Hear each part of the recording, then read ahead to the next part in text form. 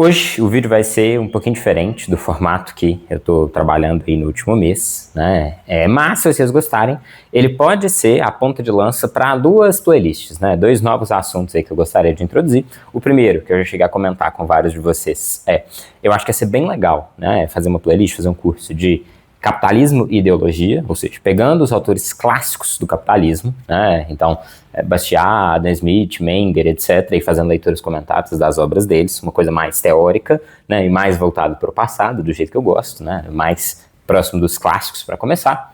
E uma segunda, que é uma coisa que todo mundo me cobra e que eu tenho muito receio de fazer, que é de forma mais prática, né? Tem muito profissional liberal aqui na ALUS, né? Então, um guia prático para como lidar com dinheiro, enfim, né, da perspectiva de um profissional liberal em ascensão. Então, dá para a gente levar esse vídeo aqui para esses dois lugares, né, mas hoje eu vou fazer o experimento para ver se vocês têm interesse nesse tipo de conteúdo, né, enfim, o quanto vocês têm interesse, se vai ser prioridade, isso eu vou deixar para depois. E aí eu resolvi pegar um hot topic, assim, né, vou falar da Cauchy, né, então, para quem não sabe, a Luana é uma brasileira, né, ficou bem famosa aí mais recentemente, porque ela é a com B, né, bilionária mais nova que fez a fortuna por conta própria, tá? Então o vídeo de hoje vai ser problematizando um pouquinho, né, enfim, o modelo de negócios, o que é a Cauchy, etc. Só que isso é só desculpa, isso é só o clickbait, né? De fato, o que a gente vai ter aqui? A gente vai ver um pouquinho quais são os fundamentos da economia de mercado, né? Ou seja, esse é o pedaço que levaria a gente, se a gente fosse aprofundar, para a playlist de capitalismo e ideologia. E a gente vai ver também algumas coisas práticas sobre, assim, né? Como que funciona a Cauchy, como que funcionam esses mercados, enfim, né? Eu acho que, inclusive, é uma das pouquíssimas maneiras, é uma novidade interessante para quem é profissional liberal e que quer mexer com investimento, né, que quer ganhar dinheiro sem ser diretamente com a sua força de trabalho. Então vamos lá. Para isso, qual vai ser o capítulo 1 aqui do vídeo? Né? Vai ser sobre o que é riqueza. Então, se eu fosse fazer isso direito, né, se eu não fosse aproveitar o hype, eu ia antes gravar uma série de vídeos, né, falando desses fundamentos, voltando aos clássicos para essas definições. Então eu vou fazer uma versão reduzida aqui e depois a gente pode voltar e aprofundar um pouco. Então beleza, para a gente fazer a discussão crítica do que é riqueza, eu vou utilizar, né, majoritariamente o Bastiat. Né? Então se vocês quiserem dar uma olhada em dois textos do Bastiat que eu vou recomendar, o primeiro é o que se vê e o que não se vê, e o segundo, que é mais curtinho, um pedaço, na verdade, que é o Manifesto da Fábrica de Velas, ou alguma coisa assim. Né? No primeiro texto, o Bastiat está discutindo um pouquinho do que é riqueza, e no segundo texto, ele vai falar um pouco sobre...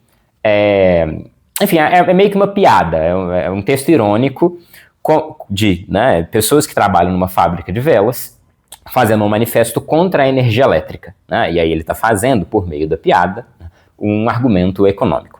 Mas vamos lá, por que eu estou trazendo o Bastiat para essa discussão? Por que é tão relevante esse conceito do que se vê e do que não se vê?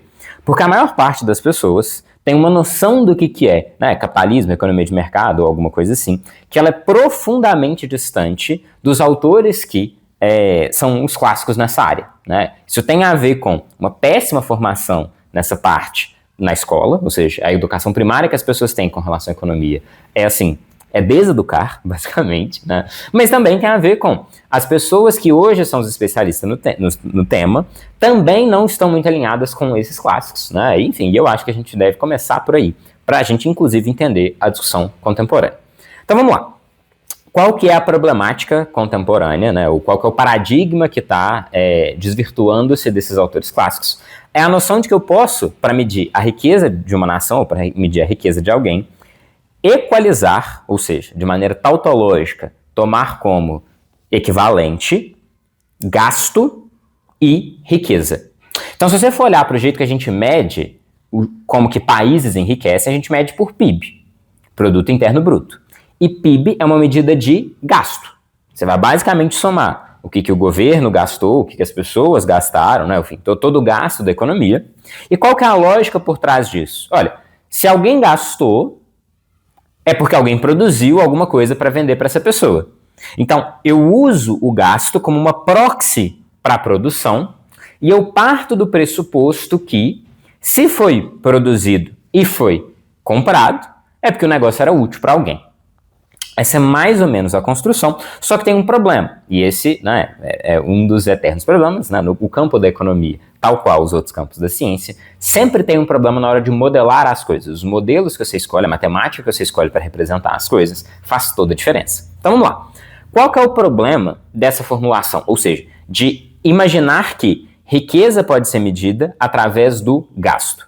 A primeira coisa é que isso não faz muito sentido, né? Se você for pensar, eu gosto muito de dar os exemplos do Robinson Crusoe, né? Essa é uma tradição de economia, que acredita que não existe diferença entre macroeconomia e microeconomia. O que isso significa? Que nada de mágico acontece quando você está falando do Estado ou da economia como um todo e etc. Se não faz sentido para você rodando uma padaria, não vai fazer sentido para o Estado brasileiro. Se não faz sentido para o Robinson Crusoe sozinho numa ilha, não vai fazer sentido para a economia do Brasil. Ok? Então, essa é uma perspectiva que acaba com essa distância ou com essas leis diferentes que operam na macro e na microeconomia. Então vamos pensar no Robinson Crusoe. O Robinson Crusoe está lá e preso numa ilha e ele tem que pegar peixes com a mão. E imaginem que é muito difícil você catar peixe com a mão. Ok? Só que é isso que ele tem à disposição dele. Ele não tem nenhum maquinário, ele não tem tecnologia, ele acabou de cair na ilha e ele precisa se alimentar hoje. Ok? Então, ele vai lá, cata um peixe, demora horas, né? Sei lá, 2 horas para catar um peixe com a mão, finalmente consegue, né? E aí ele se alimenta, e vamos supor que, né, ele consegue catar aí uns 3, 4 peixes por dia, que é o que ele dá conta de trabalhar.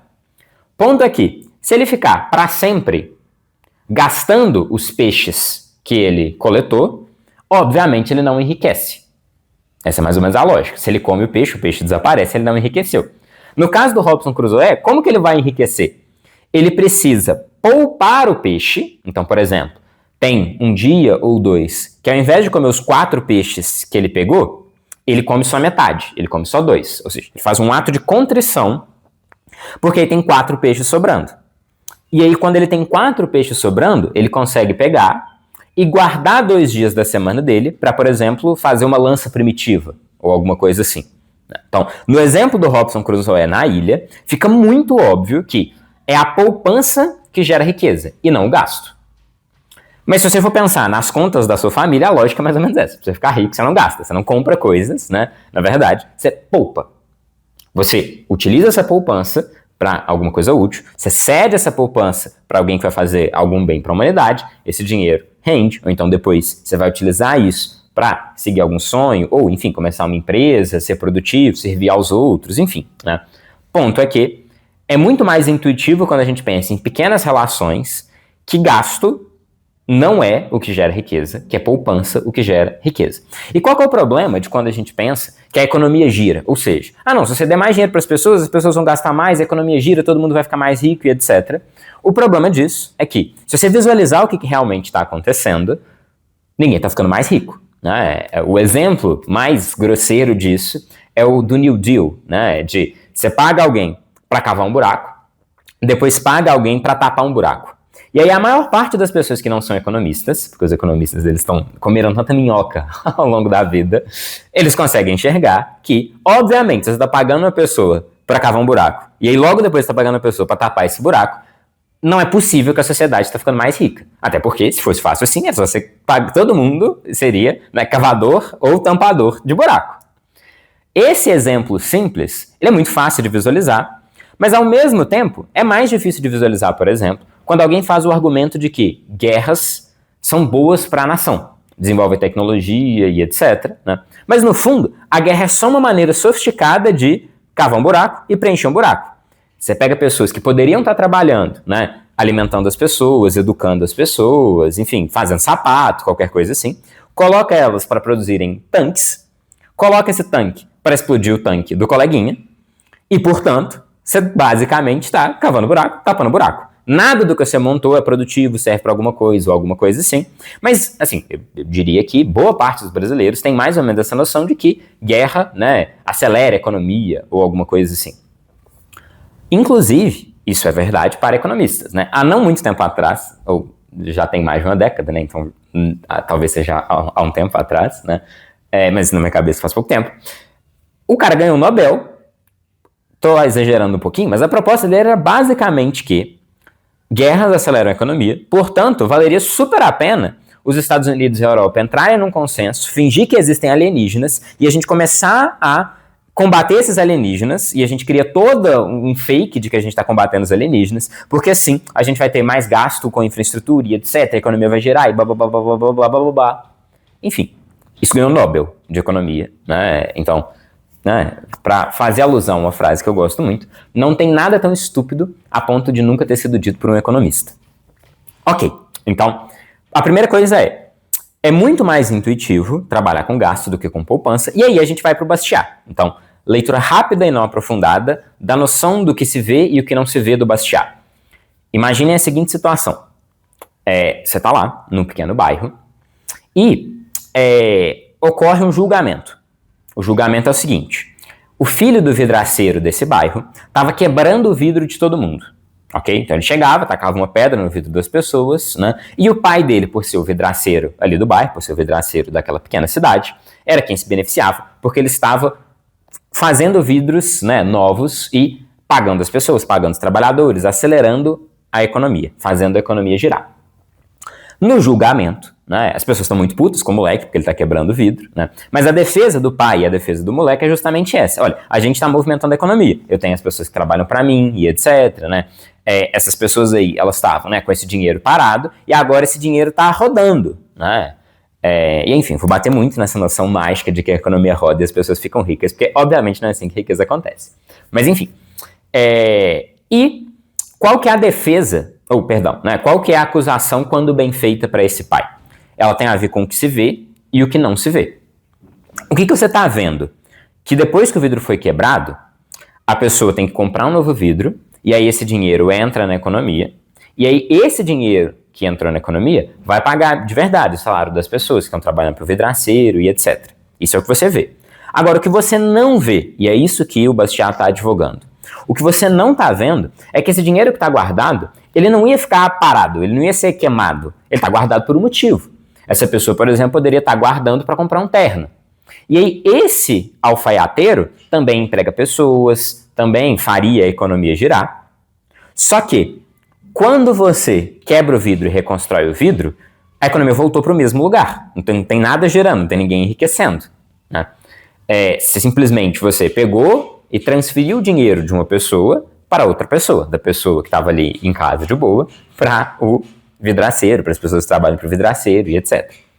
Agora, quando você vai lá e compra esse terno é uma coisa nova que foi adicionada. Ele é mais complexidade, ela é uma alocação nova, né, e majorante dos recursos ali da economia. Nada precisou ser destruído, né? Óbvio, enfim, fraseei aqui de um jeito burro. Mas enfim, o ponto é que isso é enriquecer, ok? Então, essa é a noção do que se vê e do que não se vê no Bastiat. Quando você está imaginando que a economia está girando porque as pessoas estão gastando mais e etc., você tem que levar em consideração que você não está vendo. Que o dinheiro que estaria sendo poupado, ele estaria sendo poupado para alguma coisa, para comprar alguma coisa, para investir em alguma coisa, para começar um negócio, para começar uma nova, né, vidraçaria, por exemplo, ou uma fábrica de ternos ou alguma coisa assim. Então, isso é parte, sim, fundamental da construção. Agora, então, entendi, Alan, o que você está me falando é que para eu entender o que é riqueza, o que eu preciso entender é que riqueza não é sobre gasto, riqueza é sobre investimento. Não é isso, tá? Esse é só um primeiro passo. Por quê? Porque o investimento ele pode dar errado. O investimento ele pode ser um investimento infeliz. Eu posso investir em alguma coisa e essa coisa atrapalhar a humanidade. Assim, né? Eu pego recursos escassos e aloco para algo que ninguém quer, que ninguém deseja, que só está atrapalhando. Recursos escassos esses que poderiam ir para outras coisas para fazer as pessoas mais felizes. Então, o que realmente gera riqueza? O que gera riqueza é a alocação mais elegante, mais primorosa, né, majorante, mais eficiente de recursos escassos. Isto é riqueza. E essa definição de riqueza muda muito o jeito que você vai ver a economia, tá? Por que isso muda muito o jeito que você vai ver a economia? Porque se essa é a sua definição de riqueza, por exemplo, ou seja, recursos escassos estando mais bem alocados, você vai entender, por exemplo, que os recursos básicos que a gente tem na Terra, eles sempre estiveram aqui, né? O lítio, que hoje está na bateria do meu celular, ele já estava aqui, né, na época do Pôncio Pilatos. Só que ele estava debaixo da terra, né? As pessoas elas estavam aí, só que elas estavam alocadas, trabalhando de maneira eficiente no campo. A diferença é que eu peguei esses recursos escassos, esses fatores de produção, e fiz uma alocação que ela é mais adequada, que ela é mais eficiente em satisfazer as vontades das pessoas. Mais ou menos essa é a construção. Espero que, do jeito que eu expliquei, né, esteja parecendo óbvio. É para parecer óbvio, economia é para ser óbvio. Assim, o que não pode é ter saltos mágicos, né? De repente, né, a economia gira e aí enriquece, alguma coisa assim, sabe? As coisas elas têm que fazer sentido. Passo a passo para a gente fazendo a construção. Beleza. Então, se essa é a minha definição de riqueza, qual que é uma consequência curiosa dessa definição de riqueza? Uma consequência curiosa dessa definição de riqueza é que uma empresa quebrar é bom, na maior parte dos casos. Então as pessoas elas defendem, né, sei lá, as empresas como se elas não pudessem quebrar, como se isso fosse ruim para os empregos ou alguma coisa assim. Mas pessoas sendo empregadas em empresas ineficientes, que não deveriam existir, que não suprem a vontade dos seus consumidores, né, ou enfim, isso é a definição do que é pobreza. Pessoas sendo mal alocadas. E aí a gente entende o ensaio sobre a fábrica de velas. É muito óbvio que se as pessoas da fábrica de velas estivessem fazendo um manifesto para que a eletricidade fosse proibida para manter os empregos deles, ou enfim, as empresas de carroça estivessem fazendo isso com relação aos carros, fica meio óbvio que tem alguma coisa de errado aí. Mas isso acontece o tempo todo, né? Você tem, por exemplo, pessoas hoje que estão querendo regular e problematizar a IA, etc., para proteger os empregos, sendo que a definição do que é enriquecer uma nação é as pessoas pararem de trabalhar com empregos ruins e que não servem para nada, que não estão ajudando ninguém, e serem alocadas para empregos que são mais adequados, serem alocadas para empregos que melhor satisfazem as necessidades das outras pessoas. Essa é a definição do que é enriquecer. Enriquecer é quebrar a fábrica de vela. Enriquecer enfim, com o perdão e o respeito aí aos trabalhadores, mas enfim, a pessoa que tem um bullshit job deixar de ter e ela passar a fazer alguma coisa que é útil para a humanidade, né? E não que simplesmente existe por um requisito legal ou por uma falha de execução econômica, por má alocação de recursos ou alguma coisa assim. Então, nesse sentido, o frentista perdeu o emprego é a definição do que é enriquecer. O cara que trabalha nas várias fábricas de velas, ele perdeu o emprego e ir trabalhar em outra coisa, que é mais eficiente, né? Aonde ele está realmente servindo as pessoas, isto é bom. Isso significa que nunca vai ter nenhum frentista, ou que ninguém pode trabalhar em fábrica de vela? Não, isso só significa que tinham fábricas de velas demais, algumas delas não faziam sentido e elas deveriam acabar. Nessa definição do que é enriquecer, crise é bom. O que é a crise? Chegou um momento em que todo mundo mais ou menos percebeu que várias das empresas que existem não deveriam existir, elas não se sustentam, elas não estão, né? Por exemplo, no caso, né, da crise americana, né? Você tinha várias construtoras fazendo imóveis gigantescos que ninguém queria comprar. E quando uma empresa quebra, quem se dá mal? Bom, as outras empresas que dependiam dessa empresa, talvez a pessoa que, né, era o dono dessa empresa ou alguma coisa assim. Mas assim, quando uma empresa quebra, as pessoas que trabalhavam lá, elas não são sacrificadas, né? O material, as máquinas que lá estão, elas não vão ser destruídas, talvez uma ou outra, né, vire sucata, mas em regra, o que vai acontecer? Esses fatores de produção, eles vão estar disponíveis para outra pessoa, para outro maestro reorganizar. E este é o processo de enriquecer. Coisas que não estão bem organizadas passam a ser melhor organizadas. E você pode pensar isso super high-tech, ou você pode pensar isso low-tech. Também é tecnologia quando a dona Cleide mistura os fatores de produção e faz um desconto para quem compra pão de queijo e limonada. Pão de queijo e limonada é uma tecnologia, é uma recombinação específica dos fatores de produção, tanto quanto, né, colocar lítio e começar a usar bateria de lítio, né? Claro que o nível tecnológico dessas duas coisas é diferente, mas as duas coisas cumprem a mesma função em economias, que é realocar fatores de produção de maneira mais produtiva. E o nome disso é tecnologia. Então vamos lá para alguns exemplos simples. E onde que eu estou querendo chegar? Toda essa construção do que é riqueza vai levar a gente para o segundo capítulo, que é a riqueza financeira, a especulação. O porquê que as pessoas ganham dinheiro com a especulação, né? Que bem que essas pessoas estão trazendo para a humanidade. Mas vamos lá, para a gente entender isso, primeiro a gente tem que entender o que é riqueza, a alocação mais eficiente de recursos escassos, é assim que a sociedade fica mais rica. Beleza. Agora, qual que é o próximo passo? É entender como que essa alocação se dá em casos específicos. Então vamos lá. Se eu sou um pintor, Por que eu estou ganhando dinheiro? Porque eu estou pegando fatores que estão aí, eu estou pegando a tinta, eu estou pegando a tela, eu estou pegando meu tempo, né, minha força de trabalho, sei lá, a força de trabalho da pessoa que vai me comissionar e vai me colocar em contato com as pessoas para eu vender, né, eu posso ter um time de vendas ou alguma coisa assim. Eu estou juntando todos esses fatores e estou pintando um quadro para esse quadro ser vendido. Se esse quadro satisfazer mais as pessoas do que a tinta, do que o meu tempo, do que, enfim, todas as outras coisas que foram utilizadas para produzir ele, eu ganho um premium, eu ganho um lucro nesse processo. E esse lucro é uma informação de que eu estou alocando corretamente as coisas. Então, se, por exemplo, dá na minha cabeça que ao invés de, né, ser empreendedor, eu deveria ser pintor. E aí, beleza, eu vou lá e começo a pintar quadros, etc. Perfeitamente possível, dada a minha personalidade. E aí eu descubro que ninguém quer comprar. Eu acho que isso aqui vai ser um sucesso, vai ser muito foda e tal. Então começa uma banda, vai ser muito foda e tal. E ninguém deseja isso, ninguém quer comprar ou nada assim.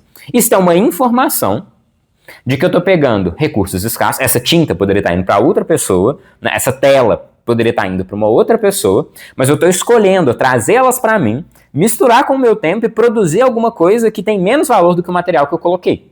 Né? Eu posso, inclusive, desvalorizar. Vale mais a tinta e a tela separada do que a combinação que eu fiz ao pintar o meu quadro. Então, eu estou dando o exemplo do pintor, mas imagine que um pedreiro está fazendo mais ou menos a mesma coisa. Ele está pegando tijolos, que têm um determinado valor, né, argamassa, e ele está combinando essas coisas junto com o trabalho dele, a visão dele, né, a excelência dele em organizar essas coisinhas de um jeito que é sustentável arquitetonicamente. E o produto final, que é a parede que ele ergueu, vale mais do que essas coisas em separado. Então, isso é ganhar dinheiro, é servir os outros organizando fatores de produção dentro da economia.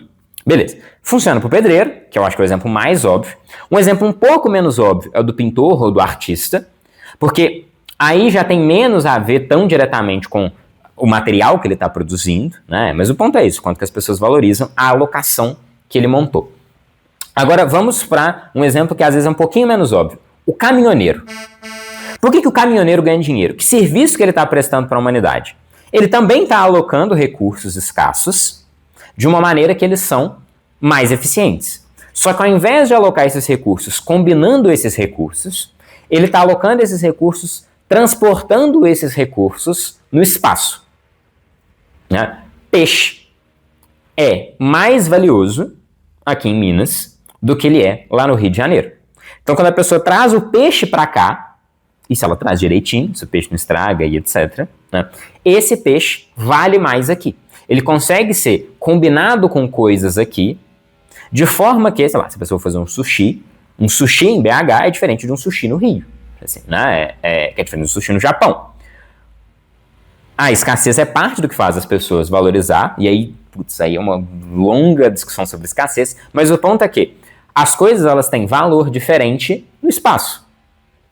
Eu tomar uma água de coco na praia e eu tomar uma água de coco, né, pegar um coco na minha casa, é completamente diferente. Eu valorizo muito mais a água de coco na praia e, portanto, o cara que está trazendo o coco, o ambulante lá que está vendendo coco na praia, ele está recombinando fatores de produção. Ah, mas ele não mexeu, é só o coco. Mas ele trouxe o coco de um lugar em que o coco era desvalorizado fisicamente para um lugar onde o coco é mais valorizado. Ele está ajudando a economia a se organizar. Ele está trazendo ordem, ele está organizando as coisas, ele está, na nossa definição de riqueza, tornando a sociedade mais rica. Agora a gente vai para o especulador. E aqui, a imaginação das pessoas normalmente já derreteu. Mas se você pegou os exemplos até agora, é o mesmo exemplo. Todo mundo que está ganhando dinheiro, né, com quanto esteja ganhando esse dinheiro, sem enganar ninguém, sem fazer nada ilegal, alguma coisa assim, em regra, está servindo a alguém. Só que é muito pouco óbvio a quem que o especulador está servindo. Então, vamos lá. No exemplo do especulador, o que está acontecendo? Né? Primeiro, o que ele está fazendo ele está transportando bens de um espaço temporal em que eles são menos valiosos para um espaço temporal onde eles são mais valiosos. É muito parecido com o exemplo do caminhoneiro. Só que ao invés de transportar as coisas no espaço, ele está transportando as coisas no tempo, para um tempo em que elas são mais valorizadas. Então, deixa eu dar um exemplo grosseiro. cara tem aqui em Minas, ele tem uma fazenda, né? Mas na verdade ele mexe com especulação financeira de ouro, né? Ele quer fazer mineração do ouro, quer vender a terra depois para Vale ou alguma coisa assim, ok? Então ele compra um novo terreno, pode até botar umas cabeças de gado lá, plantar alguma coisa e tal, enfim, para propriedade ser útil para alguma coisa, né? Mas o que ele está interessado é o que está embaixo da terra. E o que ele está fazendo? Ele está fazendo uma aposta, igual todas as pessoas fizeram uma aposta. O caminhoneiro, ele está fazendo a aposta de que em Minas o peixe é mais valorizado do que no Rio. O pintor, ele está fazendo a aposta de que, né, a pintura que ele vai realizar ao final do processo vale mais do que o tempo dele, os materiais que ele usou e etc. O especulador também está fazendo essa aposta de que no futuro esse ouro vai ser mais valioso. Se ao invés de explorar isso hoje e dar uma finalidade para isso hoje, eu guardar isso para quando esse ouro for mais escasso, eu vou estar cumprindo um papel para a humanidade. Eu vou estar tomando a decisão de organizar os recursos de forma que esse recurso ele fica parado hoje, para quando no futuro a gente precisar mais dele, eu usar. Eu dei o exemplo do ouro, mas vocês podem pensar em água. Alguém que comprou uma terra, né, para preservar os mananciais, ou comprou, né, nem sei o quanto que legalmente você pode comprar, né, um terreno na Amazônia e tal, enfim, eu estou dando um exemplo abstrato, tá? Eu só saí do Robinson Crusoe, mas é um exemplo abstrato. Eu posso comprar uma área de mata, porque eu sei que existe uma biodiversidade bacana lá, que isso pode ser muito explorado no futuro, apesar de hoje a gente não ter a tecnologia para fazer isso, e eu estou comprando isso para fins de especulação. Eu estou transportando isso no tempo, para um momento no tempo em que isso valerá mais dinheiro. Eu estou basicamente impedindo que alguém venha cá, sei lá, destrua tudo, plante eucalipto, né? Porque essa pessoa que quer comprar minha terra e que vai plantar eucalipto, acha que ela vai ganhar mais dinheiro plantando eucalipto. Essa é né, o chute dela.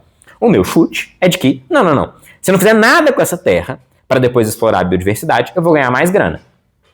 Temos opiniões diferentes, né? E aí, basicamente, se ele tá tão seguro da opinião dele a ponto de pagar o suficiente, fazer o baita pix para levar a terra de mim, aí eu falo, beleza, então, já que você tem tanta certeza, tome-lhe a terra e vá plantar eucalipto. Então, basicamente, o que essas duas pessoas estão fazendo, nesse exemplo bobo que eu estou dando de venda de terreno, né, para fins de especulação, né, no caso de um ele está produzindo, no caso do outro ele está mais puramente especulando, né, a diferença entre os dois vai ser resolvida no Pix. Quem mais acreditar nas teses, leva. Isso significa que quem tem mais dinheiro manda? Não. Se você tem muita certeza da sua tese, pega dinheiro emprestado no banco e pronto. Né? O sistema ele é montado de uma forma que o que você precisa é saber como alocar melhor os recursos. Se você tem uma baita ideia de uma empresa, você não precisa ter dinheiro para começar ela. Você pode pegar um empréstimo, você pode fazer uma startup mais enxuta e depois vender para alguém, né? Você pode, sei lá, entrar no cheque especial, se você tem muita certeza do que você está fazendo. Então, o ponto todo é isolar essas funções, porque eu não quero que só possa arriscar, como era, por exemplo, sei lá, né, na era vitoriana, quem tenha dinheiro. São pequenas empresas, grandes conglomerados, etc. Essas pessoas são as que podem arriscar. Isso é muito ineficiente. É muito mais fácil qualquer pessoa que tenha uma ideia, que tenha um sonho, que saiba alocar isso, poder participar do jogo também. Se essa pessoa acerta no jogo, contribui para a humanidade, ela ganha um premium por isso, ela ganha lucro por isso. Né? Se essa pessoa erra, ótimo, tire os recursos da mão dessa pessoa, passe os recursos para a mão de uma pessoa mais competente. Lembrando, quebrar é simplesmente uma transferência de recursos de alguém que errou para alguém que não errou. De novo, regras gerais, mas é só para a gente ir tomando um gostinho pela construção. Então, beleza, agora eu entendi mais ou menos o que é um especulador. Mas lembre que quase todo mundo também é especulador. Porque mesmo o cara que é o caminhoneiro, ele está transportando as coisas de um lugar para o outro, mas ele obviamente também transporta as coisas no tempo. Então, pode ser que esse caminhoneiro ganhe mais dinheiro ou perca dinheiro também por esse fator especulativo. Né? Se ele chegou num domingo, onde, né, as coisas estão mais aquecidas, ou numa segunda-feira. Tudo isso também faz diferença. Né? Eu estou isolando as coisas aqui para explicar, como se empreender e especular fossem duas coisas diferentes, mas todo empreendedor atua no tempo. Portanto, né, essas coisas elas são parecidas. Né? Ou você cumpre mais de uma função ao mesmo tempo numa atividade econômica que você está fazendo.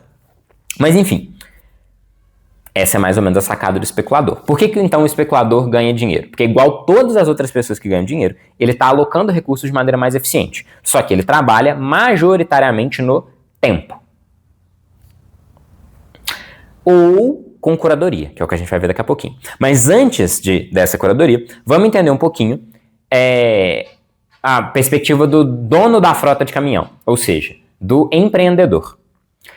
Então, até agora, a gente viu o trabalhador, né, sei lá, o pedreiro, né, a gente viu o caminhoneiro, quem transporta no espaço, a gente viu o especulador, que é quem transporta no tempo, e agora a gente vai ver as duas pessoas que são mais o maestro dessa composição. Não à toa são as duas profissões que ficam bilionárias, né? Você pode ganhar uma boa grana sendo médico, né, mas bi só existe se você for, assim, né, dono do grupo que coordena os hospitais.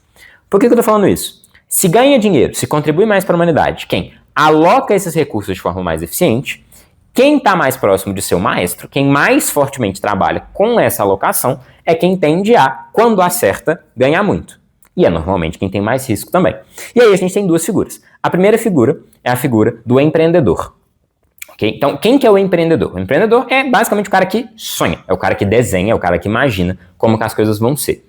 Tem parte de empreender na prática, que é a execução, óbvio. Na verdade, a maior parte, talvez, de empreender na prática é a execução. Mas enquanto função econômica, eu estou isolando o empreender como sendo o cara que sonhou. E aí, né, ele pode perfeitamente contratar uma outra pessoa para executar. Então, quem que é o empreendedor? Ele é o cara que tem a visão e ele é o cara que imagina como que esses recursos poderiam estar alocados de uma maneira diferente. Né? Então, olha, eu posso pegar, né, e eu posso montar um modelo diferente para a educação. Né? Eu posso pegar e alocar essas coisas de uma determinada maneira que, né, isso é tudo mais eficiente. Então, por exemplo, quando eu estou imaginando uma empresa de celular, eu tenho toda uma visão de um computador portátil que as pessoas levam no bolso e etc. Assim, né? E essa minha visão, ela implica gastos de recursos, alocações de recursos. Né? O dinheiro, as fábricas que estão produzindo celular poderiam estar produzindo computador, poderiam estar produzindo espaçonave para ir para a Lua. Assim, né? Você tem um conjunto de recursos, né? Pessoas, materiais e etc. Só que alguém virou e falou assim, não, eu acho que essas pessoas e esses materiais são melhores alocados fazendo celular. E aí ele vai lá e faz uma construção assim, né? Ou então, e se, né, a educação acontecesse de um jeito diferente? E se a gente mudasse a estrutura dos hospitais, né, e para diminuir a fila? Tudo isso são pequenas inovações que essa pessoa vai fazendo e ele é meio que o maestro. A pessoa que é um empreendedor, ele vai organizar todas as outras pessoas, basicamente, né? Então ele normalmente vai pegar dinheiro do investidor, porque normalmente ele não tem, mas se ele tiver, ele pode pegar do dinheiro dele. Mas mesmo quando ele tem, de vez em quando ele não pega do dinheiro dele, ele pega o dinheiro do investidor, porque ele está muito certo da visão que ele tem. Ele contrata as pessoas. Cada uma dessas pessoas está ali no seu microcosmos, tomando decisões que melhor alocam todos esses recursos, mas ele está organizando todas essas pessoas. Enfim, ele é o maestro da festa. Então, as pessoas que mais têm coisas para alocar, que mais trabalham na organização, são os empreendedores. É por isso que você vai pegar a lista de pessoas, né, que estão no topo nos últimos 100 anos, não, 30 anos, para ficar mais fácil, das pessoas mais ricas do mundo, quase todas são empreendedores. Né? Você tem uma ou outra exceção, e aí, de novo, né, se alguém ganhou isso ilegalmente, ou então, enfim, né, por alguma benesse, monopólio, etc., estou excluindo isso. Quem que é a outra pessoa que costuma estar lá? É o investidor. Então, se o empreendedor ele é uma espécie de maestro, ele pega os fatores de produção, ele tem um sonho e ele recombina eles para, no fundo, tentar pôr essa visão dele para a humanidade, ver se as pessoas compram ou não compram essa visão. O investidor é quem olha para os empreendedores e fala assim, cara, a visão desse cara é muito legal. Ele faz uma curadoria entre os empreendedores e ele aloca o recurso, normalmente, de outras pessoas também. Claro que você pode investir com o seu dinheiro, mas os grandes investidores, né, o banco, o que ele faz? Ele pega as pessoas que estão poupando, essas pessoas estão juntando. Lembra do Robinson Crusoe? Se o Robinson Crusoe estivesse lá com a namorada dele, pode ser que ele vai lá catar o peixe. Quem segura para esse peixe estar disponível é a namorada. Ela que come menos peixe por alguns dias para eles fazerem uma reserva. E aí o Robinson Crusoe vai lá, pega essa reserva e faz uma lança, faz uma rede, ou alguma coisa assim. Então, não necessariamente a pessoa que passou pela contrição, que poupou o dinheiro, né, vai saber fazer essa alocação. Então, quem monta essa curadoria e liga as pessoas que estão poupando, as pessoas que têm o sonho e querem transformar a humanidade, é o investidor. E é por isso que investidor ganha dinheiro. Porque ele está pegando muita gente que está poupando muita grana e está alocando essa grana para quem tem algum sonho, sabe o que vai fazer com isso. Então, mais ou menos é essa a construção básica das funções de cada uma das pessoas na economia. No Tombly, essa aula um pouquinho complexa, né? Mas igual eu falei, queria ter gravado vários vídeos antes. Vou tentar fazer um aulão pra gente chegar na Colchi, né? E, enfim, na empresa da Luana, porque que, né? Se, e aí não vou dar spoiler, isso é bet ou não é bet, se isso tem uma função, se isso ajuda a humanidade, ou se o que ela tá fazendo é só tomar dinheiro das pessoas. Beleza. Então, vamos pegar, né? Então, separei ali, né, várias dessas funções dentro da economia. Vamos pegar a função do investidor, que foi essa última que eu apresentei, e vamos olhar com uma lupa. Vamos olhar um pouquinho, lembrando, né, se a gente estiver falando de economia nos clássicos, economia é basicamente filosofia moral. Então, vamos olhar um pouquinho por essa lente, pela lente da filosofia moral, o que o investidor está fazendo? Ou seja, qual que é a virtude do investidor, o porquê que ele está ajudando a humanidade de alguma maneira. Ok? Então, de novo, para a gente simplificar, esquece o banco, vamos começar com o seu Zé.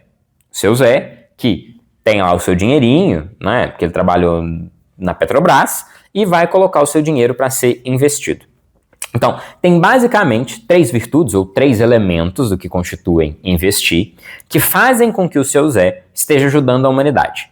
Tá? Eu resolvi dar os nomes da minha cabeça, então todos os nomes começam com a letra C, porque eu tô afim, para ficar bonitinho, pra vocês lembrarem mais fácil. Então, o primeiro é um ato de contrição.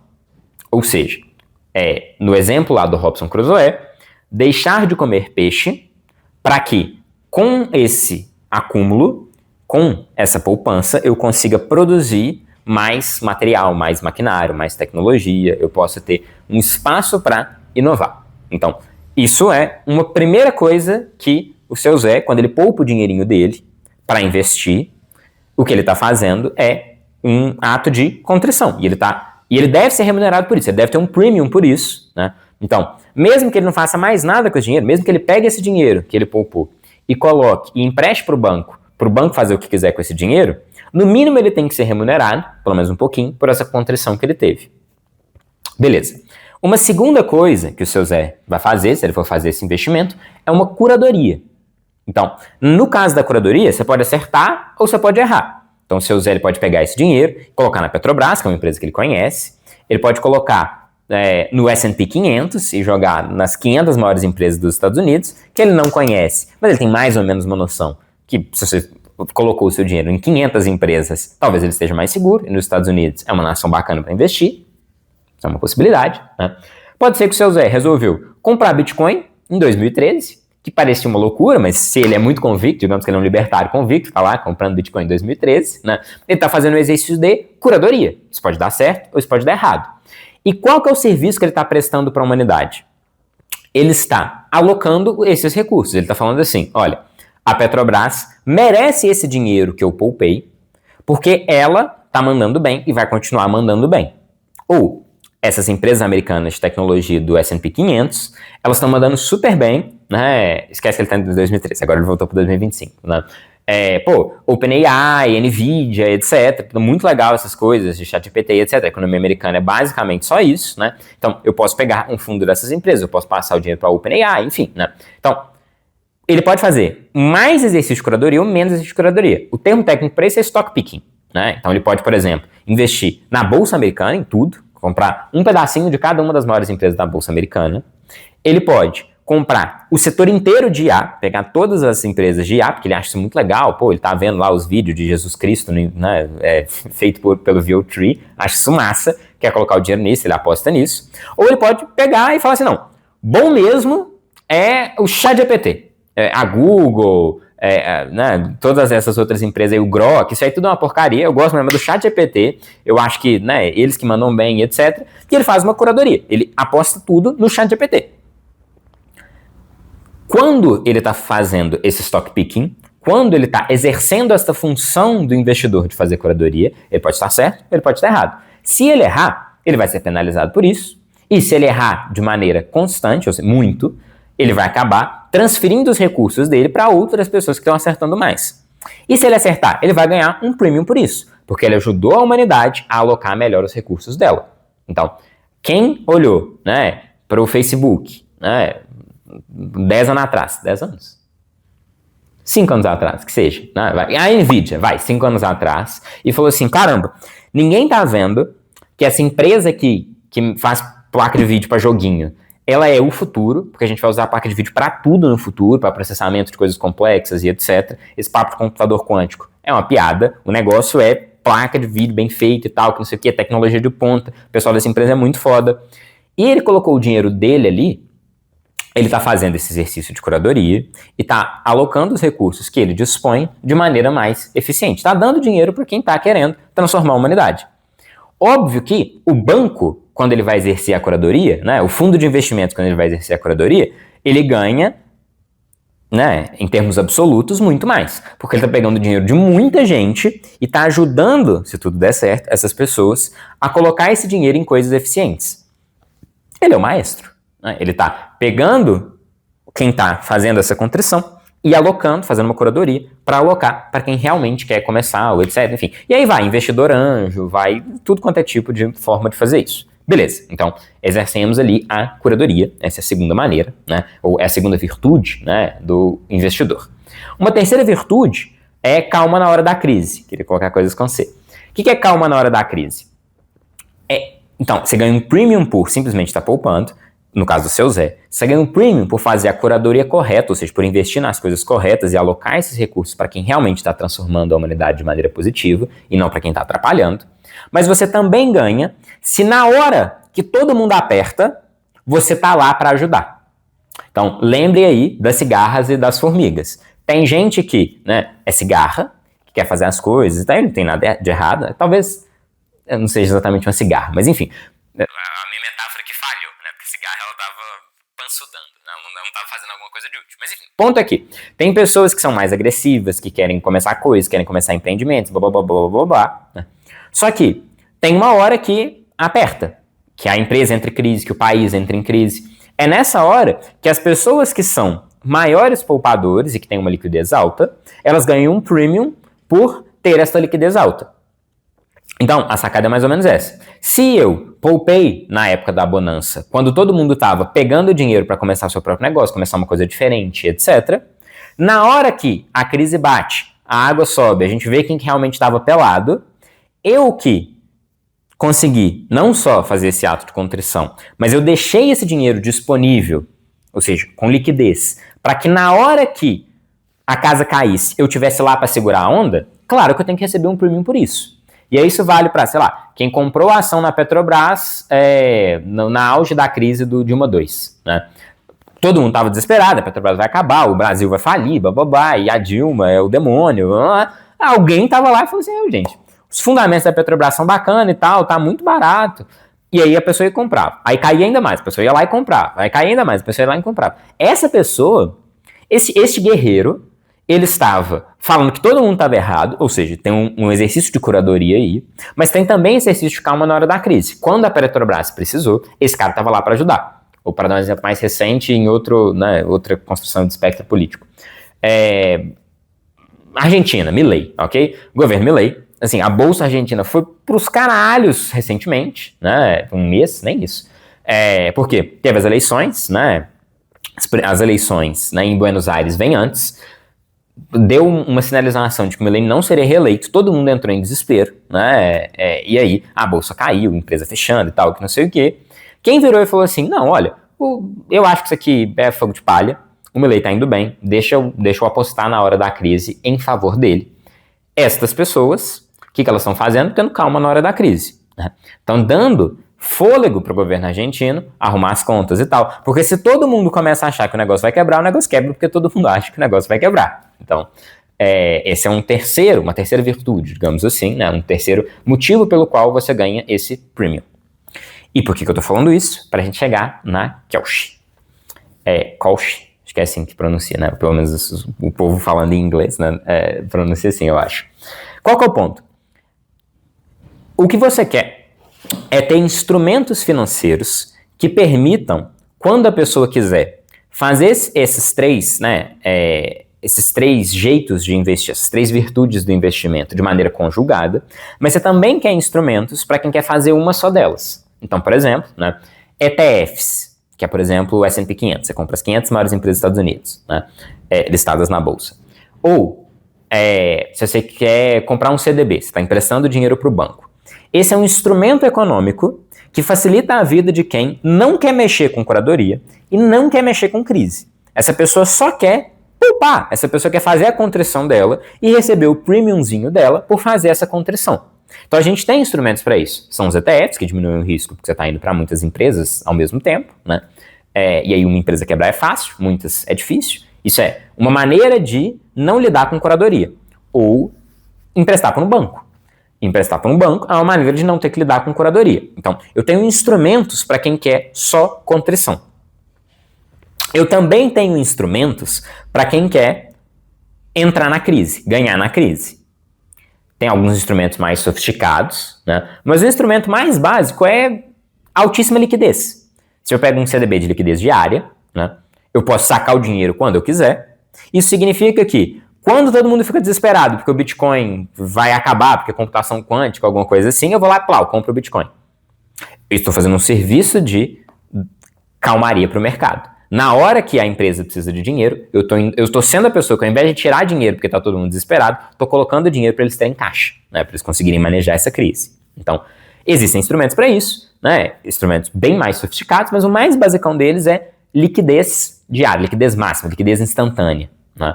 Porque aí, na hora que o pau vai comer, quem tem essa liquidez saca e faz a alocação na hora da crise. Agora, eu não tenho bons instrumentos para quem quer mexer com curadoria. E é isso que a Kalshi vem acrescentar. E eu espero, né? Então, aqui acabou a primeira metade do vídeo, que era mais teoria econômica. Agora é falando da Kalshi especificamente, né? Isso é mágico, super interessante. E eu vou tentar mostrar o porquê que isso é tão interessante assim. Então, só para vocês entenderem, para quem não conhece, né, o que é a Kalshi, como que ela mais ou menos funciona. Você parece que é uma bet, por isso que talvez o clickbait do vídeo seja esse, né? Ou seja, você está apostando para alguma coisa acontecer, né? Sei lá, se a próxima música da Taylor Swift vai bombar ou não, né? Quantas milhões de assinaturas, vai ter mais de 10 milhões de assinaturas o álbum dela, né? Qual que é a empresa que vai ter a melhor ferramenta de IA ao final de 2026? Né? Quem que vai ganhar as eleições presidenciais nos Estados Unidos? Né? Então, você tem uma série de apostas que você consegue fazer, né? A gente vai ver depois por que não é aposta, é mercado preditivo, já dando spoiler, tipo assim, não é bet, né? E aí eu vou tentar explicar o porquê que na bet você basicamente está enganando as pessoas, né? E o porquê que em mercados preditivos você está fazendo uma função econômica que de verdade ajuda a alocar recursos escassos e que, portanto, merece ganhar dinheiro, né? Tá contribuindo com a humanidade. Mas beleza. Então, basicamente o que você tem é isso. São uma série de perguntas de sim e não que você responde, coloca dinheiro na sua resposta, ok? Você bota dinheiro, né? E se você acerta, você leva a grana. Se você erra, você não leva a grana. E aí, no caso da Kalshi, ela é ultra regulada, né, nos Estados Unidos, para permitir que todos os contratos que eles vão fazer, eles sejam perguntas de sim ou não verdadeiramente verificáveis. Né? Você tem que montar uma pergunta de uma forma que, ao final do prazo que você estabeleceu, as pessoas elas vão saber quem que ganha, quem que perde, e não vai haver dúvida quanto quem ganhou ou quem perdeu. Ok? Então, vamos lá. O que a gente ganha quando a gente tem mercados preditivos? E o argumento vai ser basicamente que este é um baita instrumento financeiro para quem quer não ter que mexer com contrição. Se eu não quero mexer com contrição, posso pegar o dinheiro dos outros, por exemplo, né? Não preciso eu guardar o dinheiro, posso pegar um dinheiro emprestado e investir, começar minha empresa ou investir numa empresa. E para quem não quer mexer com crise, para quem quer mexer com curadoria. Ele é talvez o melhor instrumento que a gente tenha para quem quer mexer com curadoria. Essa é mais ou menos a tese, deixa eu apresentar a tese para vocês agora com calma e com gosto, que é um assunto que eu gosto, né? Obviamente aqui vocês me vêm falando de psicologia, mas assim, né, tem várias outras coisas que me interessam para além disso. E, quem sabe, né, isso daí também não é interessante para vocês e a gente tem uma partezinha aqui que vai falar um pouco disso. Mas beleza, então, primeira coisa, que a Kalshi, ela vai ser fundamental, ela vai ajudar bastante, vai ser assim, algo que é um diferencial grande. Ela dá uma solução para complexidade quando você está querendo curadoria. O exemplo que a Luana dá, eu acho muito legal o exemplo, eu vou dar um outro, que eu acho que é mais simples, mas o dela é muito legal e ele é real. Quando estava rolando o Brexit, você tem várias pessoas que estão tomando decisões financeiras com base no Brexit. Lembrando, a gente precisa alocar os recursos. Quem ganha dinheiro é quem aloca melhor esses recursos. Se a pergunta que está todo mundo se fazendo é: será que o nosso país vai sair da União Europeia ou não? Isso muda completamente. Muda o nosso regime tributário, quem que a gente pode vender, quem que a gente não pode vender. Então está todo mundo desesperado. Ok? Agora, imagina que eu sou investidor e eu estou querendo fazer um investimento com base numa posição que eu tenho com relação ao Brexit. É muito difícil montar uma carteira do Brexit, porque eu teria que escolher empresas que vão ganhar se o Brexit for aprovado, né? E excluir empresas que vão perder se o Brexit for aprovado, se eu sou um investidor que acredita que o Brexit seria aprovado. E aí eu teria que montar uma carteira pensando quem quer ganhar e quem quer perder, sendo que eu nem sei os termos que vão ser negociados. É muito difícil fazer isso. Mesmo que eu tenha a informação de que o Brexit vai rolar, é muito difícil montar a carteira, é muito difícil fazer a alocação de maneira adequada. Essa é mais ou menos a questão. Ou então, imaginem que, aí esse é um exemplo que não é dela, é meu, né? Eu seja uma pessoa que sou, e aí serve para os dois exemplos, muito negacionista climático, né? Eu sou super Xandão, eu acho que, mano, essa galera é maluca, Illuminatis aí, querendo convencer a humanidade, mas assim, calota polar nunca vai degelar, isso é loucura da galera, né? E imagine que eu sou uma pessoa que eu sou, assim, um alarmista climático absurdo. Como que eu ganho dinheiro com isso? Porque, aliás, tem duas perguntas. Como que eu ganho dinheiro com isso e como que eu influencio a humanidade? Porque o que eu quero fazer é, se eu tenho muita certeza disso, assim, eu acho que está todo mundo precificando as coisas erradas, porque o aquecimento global é uma mentira. Então tem várias empresas que deveriam ser shortadas, ou seja, que deveriam quebrar, mas que está todo mundo acreditando nessa mentira e, portanto, elas existem. Né? Aqui eu estou tomando a posição de um negacionista. Né? E tem algumas outras coisas que estão muito mal precificadas, né? Vou dar alguns exemplos. Sei lá, empresas de carro que não têm um braço de carro elétrico. Né?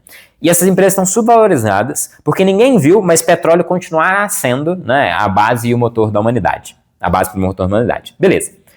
Só que imagina a complexidade que é montar uma carteira com base nessa opinião. Quais empresas eu vou colocar, quais que eu não vou colocar? Gente, quase todo mundo leu Levitt. Praticamente não tem empresa que mexe com automóvel que não tem um braço que também mexe com energia renovável. Né? Então, assim, tudo é altamente complexo. Eu não sei montar essa carteira. E, no caso lá do Brexit, se você fosse na Goldman Sachs, que é o exemplo da Luana, montar uma carteira assim, o cara ia te cobrar uma fortuna para montar uma carteira que talvez nem funcionasse, porque vai saber quem que ganha e quem que perde quando o Brexit acontecer. Agora, se o meu exercício de curadoria, ele pode ser muito mais simples. É uma pergunta de sim ou não. O Brexit vai acontecer. Se eu acertar, eu ganho dinheiro. Se eu perder, eu perco dinheiro. Qual que é a diferença entre investir e mercados preditivos?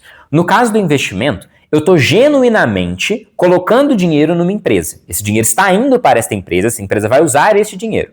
No caso do mercado preditivo, no caso da Kolsch, eu não estou fazendo essa alocação.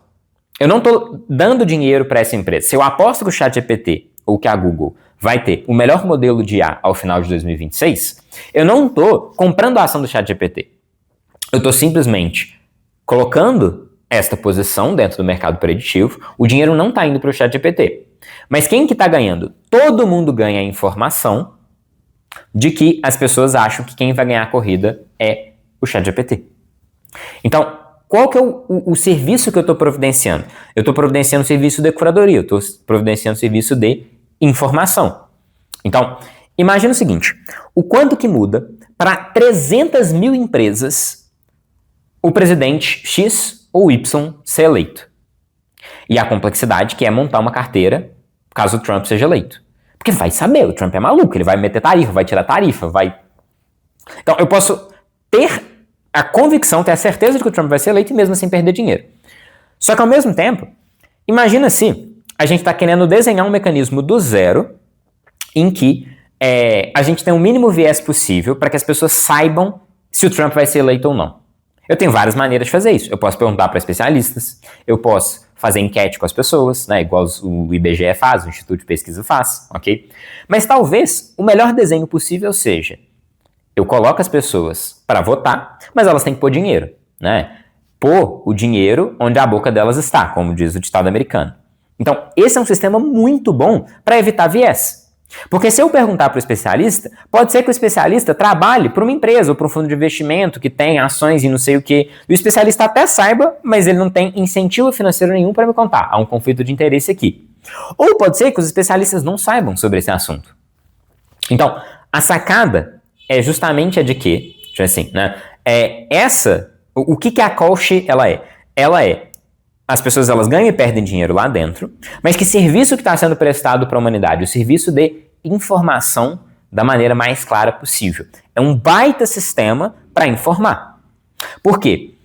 Não é o voto, vamos supor que a gente está falando de eleição presidencial, né? Você pode perguntar para as pessoas quem vai ganhar, né? Mas as pessoas que têm mais certeza, elas podem colocar mais dinheiro delas lá. E as pessoas que têm ainda mais certeza podem pegar, o cara tem uma informação privilegiadíssima, ele pode pegar dinheiro emprestado e botar dinheiro lá. Então, o que eu estou fazendo? Eu estou criando um incentivo.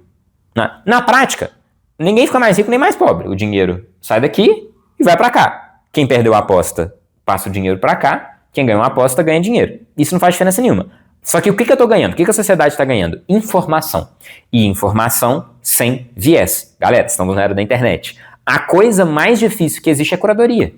Este é o serviço mais escasso que a gente tem. Quase tudo está disponível em termos de informação. Você tem todos os livros interessantes, você tem como ler, você tem tudo, né? Você tem as pesquisas e etc. O que falta? Alguém para fazer a curadoria para você.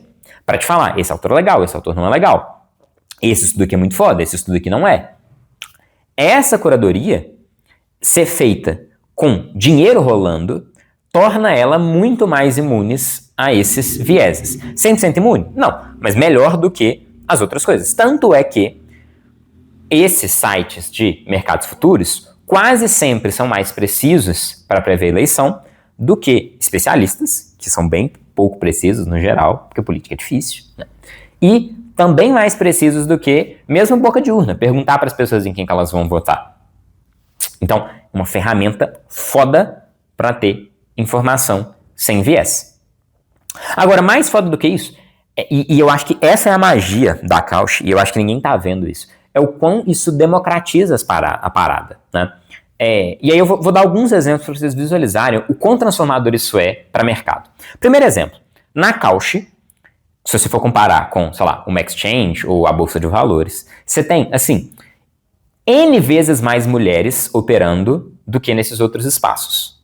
E aqui é uma parte para falar um pouquinho disso do que é o conhecimento que é valorizado e o que não é valorizado. E aí eu vou dar um exemplo específico, porque eu acho que fica mais fácil de valorizar. Sei lá, eu sou uma pessoa que gosto muito de programação, que acompanho, né, notícias de inovação e etc, né? Então, para mim, é muito fácil, eu tenho interesse em, sei lá, criptomoedas, ok? É muito fácil ganhar dinheiro se você tem um interesse genuíno por criptomoeda, né? É uma coisa que, se você entende do assunto, dá pra super ganhar dinheiro. Agora, a Flávia, que trabalha aqui na Alus, adora Taylor Swift. Ninguém valoriza ter conhecimento sobre a Taylor Swift. Você não consegue ganhar dinheiro sabendo da Taylor Swift. Mas várias pessoas querem saber. Por exemplo, se eu sou produtor, eu quero saber se o próximo álbum da Taylor Swift vai ser top ou não. E aí, para quem que eu pergunto isso? Se as pessoas votarem com o dinheiro delas, eu tenho uma boa noção se a Taylor Swift, ela vai estar lá no topo ou não. E aí eu posso tomar decisões econômicas para saber, por exemplo, se eu vou fazer um contrato com a Taylor Swift, se eu vou chamar ela para ser embaixadora da minha marca, se isso vai valer a pena ou não. Eu posso, por exemplo, se eu sou um podcast, colocá-la na frente de outros convidados, porque a expectativa das pessoas é que ela vá bombar no final do ano com o lançamento novo do álbum dela. Então, a sacada é mais ou menos essa.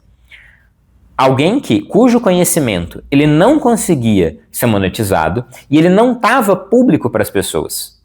Tanto é que, esse é um exemplo real, a Taylor Swift movimenta muito dinheiro na Kolsch, né?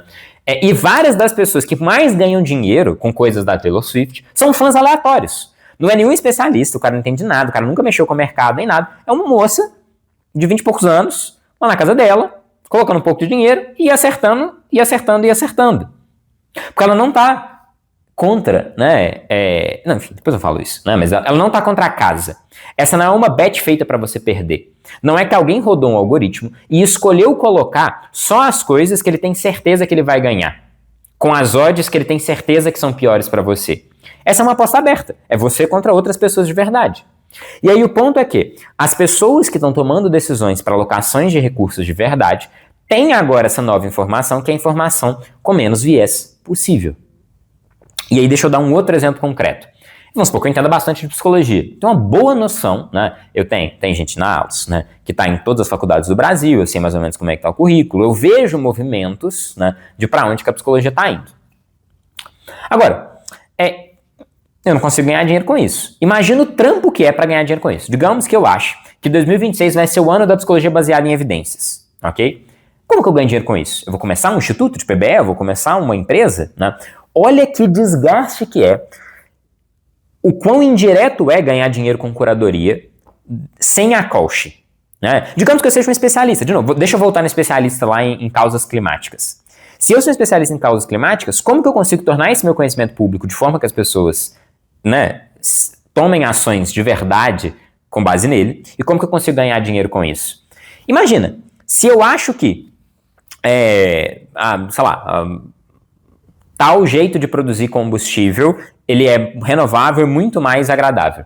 E aí o que eu preciso, porque eu tenho essa ideia, é montar uma empresa.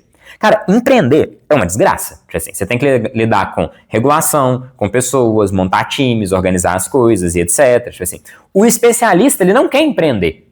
Então, o que acontece? Esse conhecimento que ele tem morre com ele. Esse conhecimento que ele tem, ele não vira mais eficiência na alocação de recursos da humanidade. Por quê? Porque para ele tomar uma decisão para ganhar dinheiro em cima desse conhecimento, ele ia ter que abrir uma empresa, abrir um CNPJ, montar um jurídico, montar um time de vendas, tomar todas as decisões. E o cara não quer, o cara só sabe de clima, o cara só sabe da Taylor Swift, entendeu? É só isso. O ponto é que ele pode exercer essa virtude da boa curadoria na coach sem ter que lidar com nenhuma dessas coisas. Então aqui, o especialista, o cara que tem conhecimento técnico específico sobre algum assunto, ele arriscar tal qual o empreendedor, sem precisar lidar com toda a complexidade que o empreendedor precisa lidar. Porque boa parte do motivo pelo qual o empreendedor está ganhando dinheiro é porque ele fez uma boa curadoria. Então, o iFood chegou à conclusão de que as pessoas iam gostar muito de receber as coisas nas casas delas. Né? Então, boa parte tem a ver com essa visão. Toda a parte de execução, talvez você nem seja bom em fazer isso. E aí, ao invés de abrir uma empresa para ganhar dinheiro com base nessa visão, você pode ir no mercado preditivo, colocar pública essa visão, pegar dinheiro emprestado com os outros, já que você tem tanta certeza assim a respeito dessa visão que você tem, e pronto.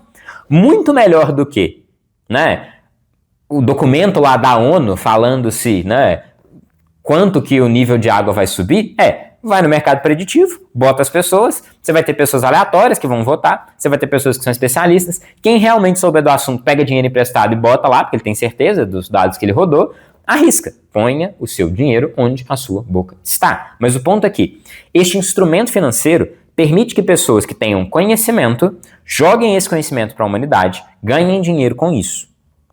Essa é a sacada. Isso facilita muito para quem for tomar a decisão na ponta, para quem de verdade for alocar os recursos. E aí tem um lugar onde ele consegue informações de um jeito muito menos enviesado para tomar as decisões que ele vai tomar, e aí com o dinheiro de verdade, não com esse dinheiro de verdade, entre aspas, não com dinheiro especulativo, não com esse dinheiro que está só passando de uma mão para outra, mas que está tendo um subproduto muito positivo, que é informação.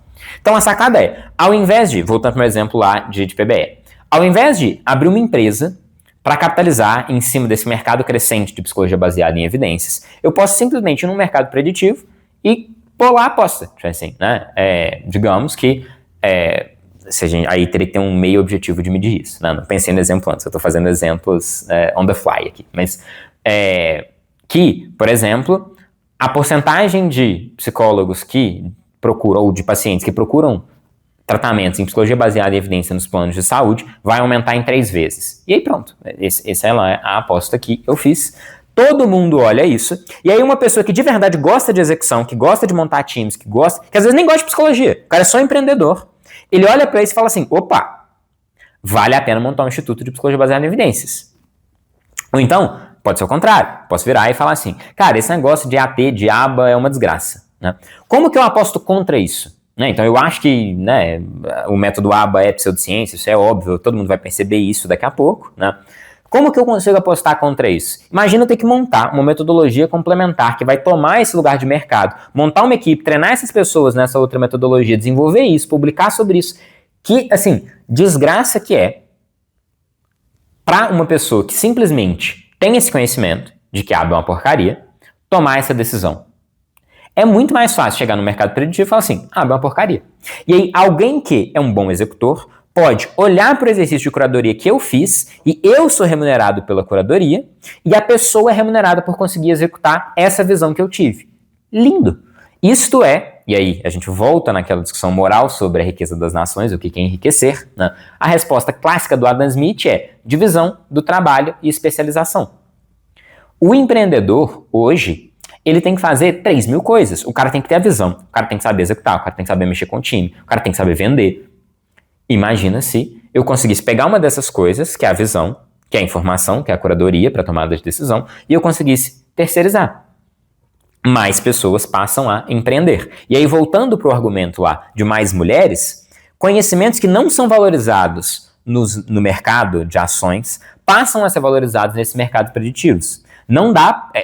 imagina que complexidade que é. Como que eu montaria uma carteira para apostar na Taylor Swift? Isso não faz nem sentido. Tipo assim, quais empresas que iam ganhar, quais empresas que iam perder, como que eu entro na bolsa de valores para ganhar dinheiro com a Taylor Swift? É impossível. Esse é um conhecimento que morre sem ser utilizado pela humanidade. No mercado preditivo, eu que sou fãzaço da Taylor Swift, eu consigo pegar e fazer a correta aposta. Agora imagina num caso menor, sei lá, eu aqui sou de BH e eu ouvi, né, uns moleques cantar, né, eles são amigos de uns amigos meus, um pessoal chama Lagum, né, e eu aposto que esses caras assim vão explodir. Como que eu ganho dinheiro sabendo da informação de que o Lagum vai explodir, porque eu tô aqui em BH e eu quero apostar nesses caras, eu quero que eles deem certo e etc. Imagina, eu tenho que montar uma gravadora, chamar os caras, fazer um contrato, que complexidade que é. O cara que é o agente deles, eu nem posso comprar uma ação desse cara, ele nem tá listado na bolsa, entendeu?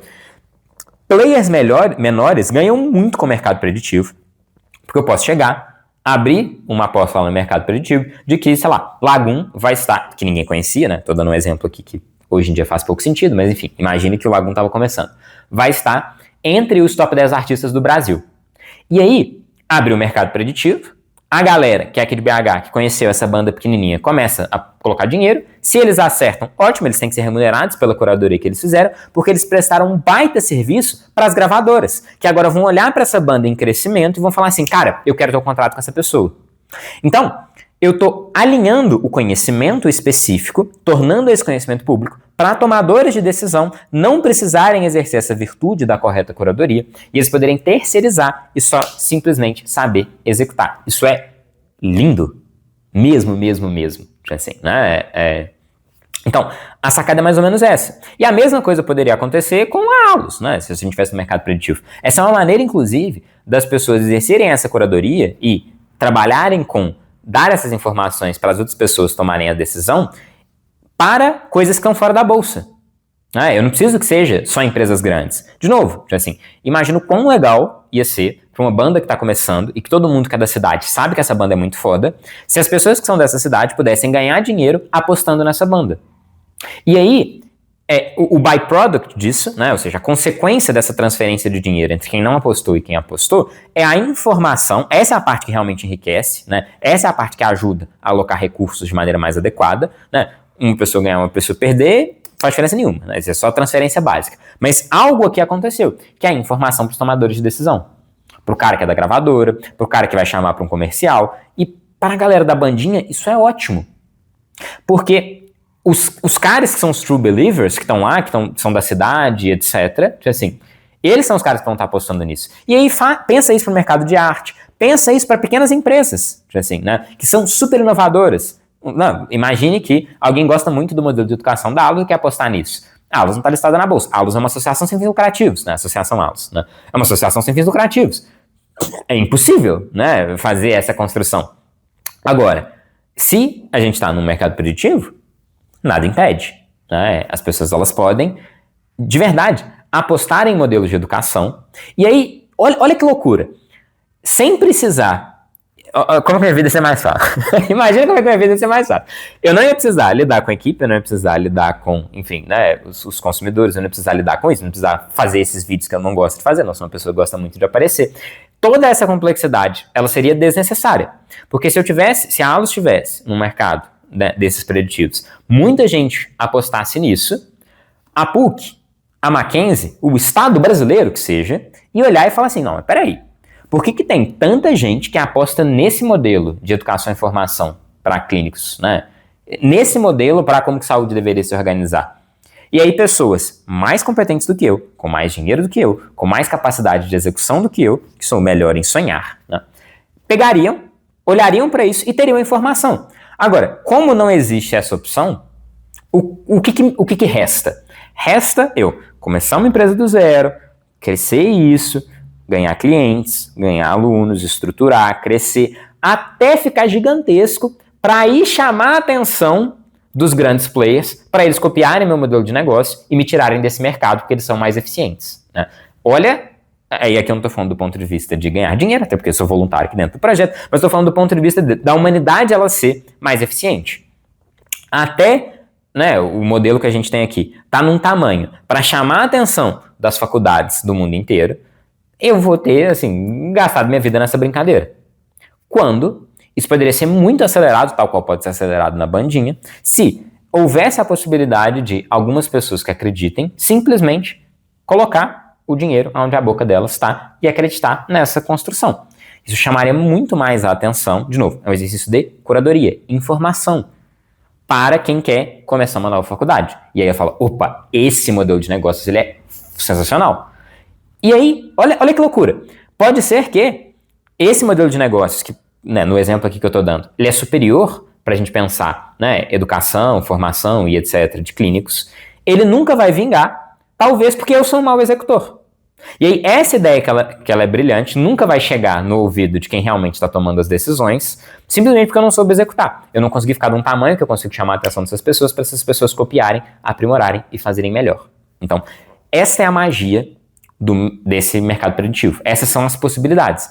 Colocar o conhecimento de várias pessoas para jogo. Trazer mais mulheres para fazer, né, para o mercado de ações, né? O mundo ele é rodado por homens, em parte porque, assim, as coisas que são passíveis de serem precificadas, de ganharem dinheiro, são conhecimentos que são mais detidos e desejados por pessoas, né, que são homens. Então, trazer esse conhecimento nessas outras áreas é fundamental. Essas outras pessoas participarem da construção da curadoria, isso é muito fundamental. Até num nível mais assim, ético. Isso é lindo. São literalmente, tipo assim, é uma maneira descentralizada de mais pessoas tomarem as decisões de para onde que os recursos escassos vão ser alocados e o que é mais eficiente para a sociedade. Como que esses recursos deveriam ser alocados e quem tende a ganhar, quem sabe fazer essa leitura e fazer uma leitura crítica, porque às vezes a massa está errada também, né? Muitas vezes esse é o papel do empreendedor. Todo mundo está fazendo errado, o meu jeito de fazer que é o certo. Vou lá e provo para todo mundo, né? Mas enfim, então isso é muito, muito bom para players menores. E aí chegando na discussão sobre bet, né, que eu acho que vai ser o clickbait do vídeo, talvez aqui foi tanto assunto que nem seja mais, mas assim, essa é uma outra consequência positiva se a gente tivesse mercados preditivos. É provável que tenha muito menos bet, né? E aqui, não estou nem falando do tigrinho, porque assim, é só uma aberração jurídica se existisse claramente, né? Tem alguém sendo feito de trouxa, né? Mas, por exemplo, bet de esporte, né? No caso da bet de esporte, a estrutura é diferente. Você não está apostando contra uma pessoa, você está apostando contra o algoritmo e não é você que escolhe a aposta. É o algoritmo, nas coisas que ele tem certeza, que escolhe uma aposta, te dá as odds, e você simplesmente escolhe as odds, sendo que você perde em todas. Tipo assim, o ponto todo é esse, né? No caso de um mercado preditivo, tem a taxa que vai ser cobrada, eles não são uma ONG, né? O Caucho não é uma ONG, tem uma taxa que vai ser cobrada, até porque eles vão precisar dessa grana para lidar com batalhas infinitas do ponto de vista judicial. Então, a taxa que vai ser cobrada, mas você está jogando contra uma outra pessoa. E o mais importante, quem faz a aposta, quem monta o que vai ser jogado ali, é você, é o usuário. É o usuário que faz essa proposição, aí tem que ser aprovado, aí não sei como que funciona lá nos Estados Unidos, mas enfim, aí tem que ser aprovado pelo órgão regulador no sentido de que esta é uma aposta que ela existe, tem como, de maneira metrificada, saber quem ganha. E aí, beleza. Então, e por que isso é bom? Porque, no fundo, essas bets esportivas, elas cumprem um determinado papel, né? Então, por que elas cumprem um determinado papel? Sei lá, imagina o sujeito que tá lá num domingo de tarde, vendo o Ibiru de Taipora contra o ACD de Venda Nova. Sei lá, o jogo da terceira divisão. Não, o cara tá lá, a televisão tá parada, e ele tá vendo, já esqueci o nome do time que eu montei, o Ibiru de Taipora, né, e o ACD de Venda Nova. E aí, esse jogo é uma merda. Ele não tá nem um pouco investido, né, ele é cruzeirense, então que diferença que faz, né, esses dois times tá jogando. E aí ele vai lá e põe R$15 né, no time de Taipora. Beleza, o jogo ficou mais interessante, né, essa graninha que ele colocou tornou, né, a experiência dele assistindo ali naquelas 2 horas de futebol mais agradável. Ele começou a torcer, pô, legal. Então, assim, acaba que pode cumprir essa função lúdica, as bets, mas, assim, é só mais adequado, primeiro, porque a pessoa perde muito menos dinheiro se ela tá apostando contra uma outra pessoa no mercado preditivo do que se ela tá apostando numa aposta que ela é rigged, né, que ela já é montada pela casa para a casa ganhar. Então, essa é uma primeira coisa, assim, né, essa pessoa muito provavelmente vai só perder mesmo os R$15, e pode ser que ela goste de perder os R$15 porque o jogo ficou mais legal, né? E ela, no fundo ela tá ganhando com o entretenimento nessa brincadeira. Mas o mercado preditivo, ele tende a ser um modelo mais agradável, assim, porque a pessoa tá meio que apostando de verdade, as apostas elas são muito mais variadas, tipo assim, e o ponto é que, no caso de aposta esportiva, não é esse o serviço que você está prestando para a humanidade, aí é mais uma coisa de entretenimento mesmo, mas mesmo se você estiver fazendo apostas, né, de esporte, no caso dessas apostas, elas são informação para os dirigentes esportivos. Elas são informações para as pessoas que estão tomando decisão. Então, mesmo isso tem um subproduto de informação que ela é relevante, que no caso das bets não tem. As bets não tem nenhum compromisso com isso, né? Ela está te dando, né, 2 opções, em que nas 2, segundo a rodagem do algoritmo dela, ela tem quase certeza que você vai perder. Então, esse é um outro benefício interessante, assim, né?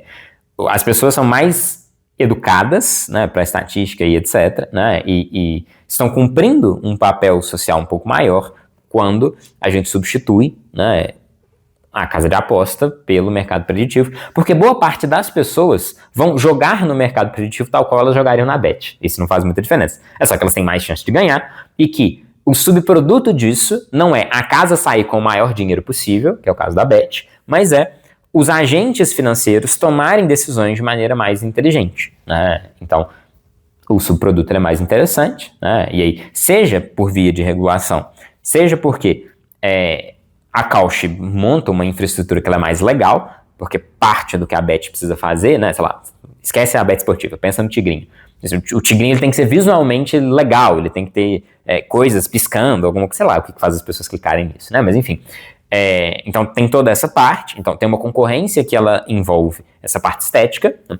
Mas no caso do core do business, né, é obviamente melhor você jogar no mercado preditivo, mesmo que você esteja jogando tal qual você jogaria numa bet, do que jogar numa bet. Então essa pode ser uma outra, né, um outro ponto positivo, né, de empresas como a Cauchy surgindo no Brasil. São menos predadoras, mesmo para quem está meio que apostando, usando como site de aposta, elas são bem menos predadoras, né, o dinheiro de verdade está indo para outra pessoa, não para casa, né, majoritariamente.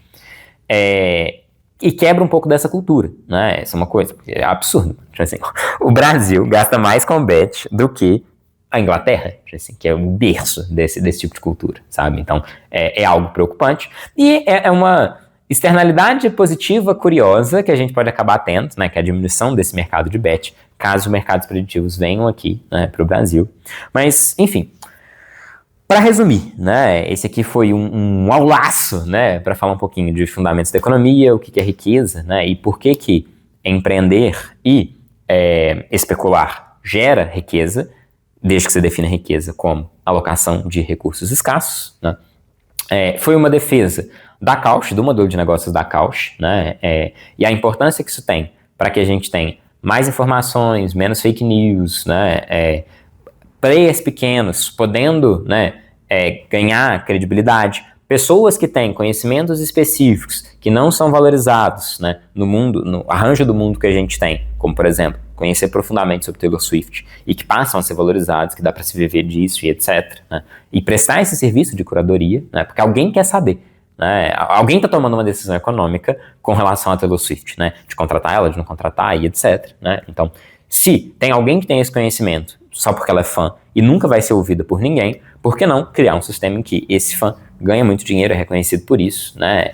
E acaba sendo um player que ajuda na tomada de decisão das gravadoras e etc. Enfim, igual eu falei, isso vale para empresa pequena. No fundo, pegar isso que é a financiarização, que dentro dessa perspectiva que eu estava apresentando é uma coisa boa, no sentido de que ajuda a alocar os recursos de maneira mais eficiente, e tornar isso ainda mais universal, né? Abranger mais quem tem acesso a isso, né? Tirar as amarras e permitir para quem quer mexer só com curadoria, mexer só com curadoria, sem ter que abrir um negócio, sem ter que pensar numa carteira super complexa por causa de uma decisão específica que ele está querendo tomar. Enfim, então, de maneira geral, veria com bons olhos, né? Mas aqui, obviamente, tipo assim, gente, isso aqui não é um pedido para vocês mexerem com isso. Tipo assim, muito provavelmente você não sabe fazer curadoria, tá? Você acha que você entende Taylor Swift, você não entende. Você vai postar errado, você vai perder dinheiro. Obviamente, tipo assim, isso não é um vídeo falando bem no sentido de vão lá e façam isso, né? A posição mais conservadora e razoável é mexer mais com contrição mesmo, talvez, né? Estar disponível na hora da crise, alguma coisa assim, né? Lembrem-se sempre que fazer curadoria é um jeito ótimo de perder dinheiro. Mas para quem gosta de fazer isso, né, para quem tem algum conhecimento específico e acha que esse conhecimento seria útil para a humanidade, é um jeito legal de contribuir, né, fazer a sua parte aí para que as coisas sejam mais organizadas, né, para a produção de ordem no caos que é esse mundo. E se for do interesse de vocês, igual eu falei, né, eu acho que a playlist mais legal, o que eu realmente queria fazer, tem essa que o pessoal me cobra, que eu acho que essa é legal, que é essa, assim, explicando os instrumentos financeiros, como é que funciona, né, no que faz sentido, no que não faz sentido investir, dado um certo perfil que a gente tem aqui, né, que é de profissional liberal começando a carreira, lidar com o dinheiro de maneira geral, acho que essa é uma coisa que eventualmente eu vou fazer, vocês não precisam nem pedir, porque é importante, assim, ter uma noção de dinheiro, até para não fazer merda, né, e o mais teórico, que está mais próximo do meu coração, que é o tipo de coisa que eu gosto de fazer, né, fazer mais próximo disso que eu fiz com o Bastiat. Então, fazer um vídeo só do Bastiat, explicar o que se vê, o que não se vê, discutir teoria econômica, pegar, né, alguns artigos famosos aí que ganharam o Nobel e zoar eles, né, fazer uma construção mais ou menos assim. E aí eu pensei em começar fazendo, né, em defesa do capitalismo. Então, capitalismo e ideologia, apresentando os clássicos, né, dos autores que vão produzir o que a gente chamou de economia de mercado. Apesar de que eu já estou fazendo as leituras iniciais para fazer um desse também, né, mais para outro lado, né, para economia política e etc. Enfim, trabalhar um pouquinho com a parte de marxismo e etc, apresentar um pouquinho esses autores. Então, dá para ir para caminhos diferentes, assim, né, ou não, né, ou então dá para falar de psicologia, se for isso que vocês estão afim. Eu vou sentindo, né, então vez ou outra é legal aproveitar um hot topic, fazer um vídeo um pouquinho diferente e sentir aqui o clima, se vocês querem que eu vá mais para um lado, vocês querem que eu vá para outro, né? Igual eu comentei, acho que todo mundo sabe já a esse ponto. Tipo assim, gravar vídeo das coisas que são minha função aqui na aula é a coisa que eu menos gosto de fazer, né? Mas enfim, estrategicamente está fazendo sentido nesse momento. Então, é o que tem para hoje, né? Enfim, e amanhã a gente vê o que vai ter para amanhã.